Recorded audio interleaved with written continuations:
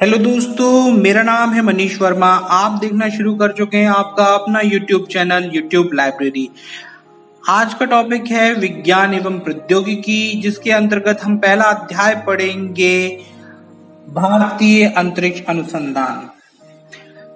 भारत एक विशाल देश है। प्रायः ऐसा देखा जाता है कि कुछ लोग अंतरिक्ष अभियानों में होने वाले खर्च को संसाधनों का दुरुपयोग बताते हैं, परंतु किसी देश ही नहीं बल्कि संपूर्ण मानवता का कल्याण बहुत हद तक अंतरिक्ष पर निर्भर है। तो बात करते हैं भारत के अंतरिक्ष अनुसंधान की,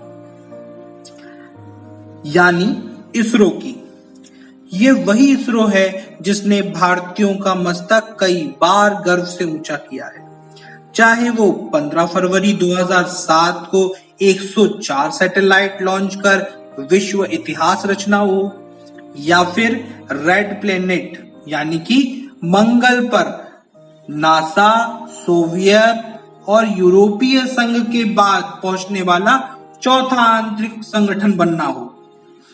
यह मैं बता दूं कि हमने सबसे किफायती मतलब कम खर्च में मंगल मिशन कंप्लीट किया था और अभी उपलब्धियों का कारवां थमा नहीं है। हम निकट भविष्य में और भी नए आयाम छुएंगे। चलिए बात करते हैं हमारे अपने भारतीय अंतरिक्ष अनुसंधान संगठन मतलब इंडियन स्पेस रिसर्च ऑर्गेनाइजेशन यानी कि इसरो। यह भारत का राष्ट्रीय अंतरिक्ष अनुसंधान या संस्थान है जो कि बेंगलुरु कर्नाटका में स्थित है। अंतरिक्ष संस्थान वह संस्थान होता है जहां पर अंतरिक्ष संबंधी काम होते हैं। इस संस्थान में लगभग 17,000 कर्मचारी एवं वैज्ञानिक कार्य करते हैं। संस्थान का मुख्य कार्य भारत के लिए अंतरिक्ष संबंधी तकनीक उपलब्ध करवाना है। भारतीय अंतरिक्ष अनुसंधान संगठन की स्थापना 15 अगस्त 1969 में की गई थी। तब इसका नाम ये नहीं था, तब इसका नाम था भारतीय राष्ट्रीय अंतरिक्ष अनुसंधान समिति, और इसको इंग्लिश में हम Indian national committee for space research या फिर शॉर्ट फॉर्म में इंस्कोपर कहते थे। भारतीय राष्ट्रीय अंतरिक्ष अनुसंधान समिति के गठन के बाद भी हमें एक ऐसे स्थान की आवश्यकता थी जो कि साउंडिंग रॉकेट को लॉन्च करने की जगह हो, उपयुक्त जगह। उपयुक्त जगह से मेरा अर्थ यह है कि वो दुश्मनों से और लॉन्च करने के लिए भूमध्य रेखा के काफी निकट हो। चलिए मैं पहले आपसे बात करता हूं साउंडिंग रॉकेट की। ये शब्द जो है साउंडिंग, इसका अर्थ फ्रांस और स्पेनिश से लिया गया है और इसका अर्थ होता है मापने या फिर सामान ले जाने वाला। इसीलिए साउंडिंग रॉकेट में हम सैटेलाइट को एक स्थान से दूसरे स्थान यानी एक कक्षा से दूसरे कक्षा तक पहुंचाने का काम करते हैं।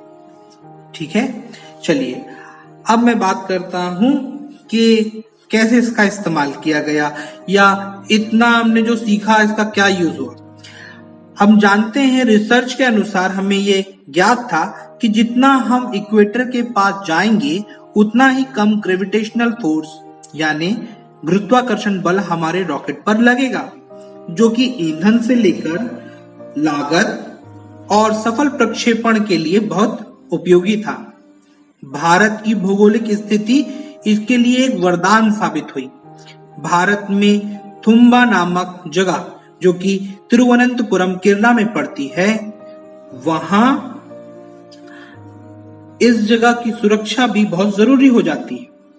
ऐसा ना हो कि कोई पड़ोसी देश हमें क्षति पहुंचाने के लिए ऐसे ही कोई गोला बारूद फेंक दे या फिर इसे ध्वस्त कर दे। इसलिए भी थुम्बा एक उपयुक्त स्थान हमें मिला, क्योंकि ये चारों देश या हमारे जो खास पड़ोसी हैं जैसे कि पाकिस्तान, चाइना, अफगानिस्तान और बांग्लादेश से काफी दूरी पर स्थित है।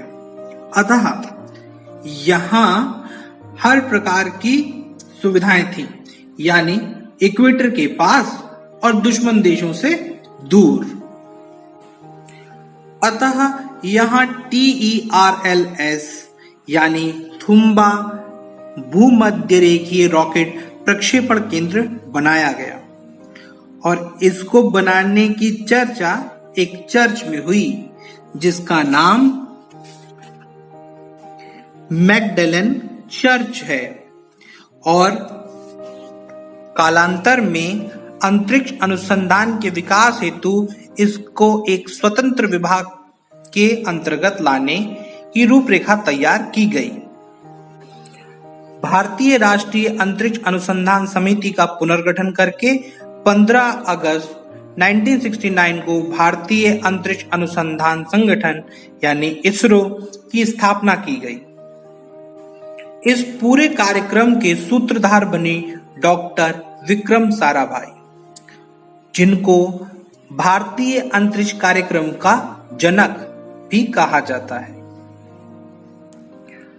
भारतीय अंतरिक्ष कार्यक्रम को सुचारू रूप से संचालित करने के लिए अंतरिक्ष आयोग और अंतरिक्ष विभाग का 1972 में गठन किया गया तथा इसरो को अंतरिक्ष विभाग यानी DOS डिपार्टमेंट ऑफ स्पेस के नियंत्रण में रखा गया।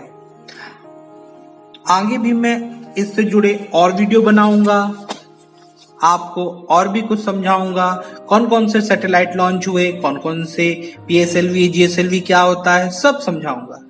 इसीलिए अगर आपको ये वीडियो समझ में आया हो तो लाइक कीजिए, शेयर कीजिए, सब्सक्राइब कीजिए आपके अपने YouTube चैनल YouTube लाइब्रेरी को। जय हिंद, वंदे मातरम।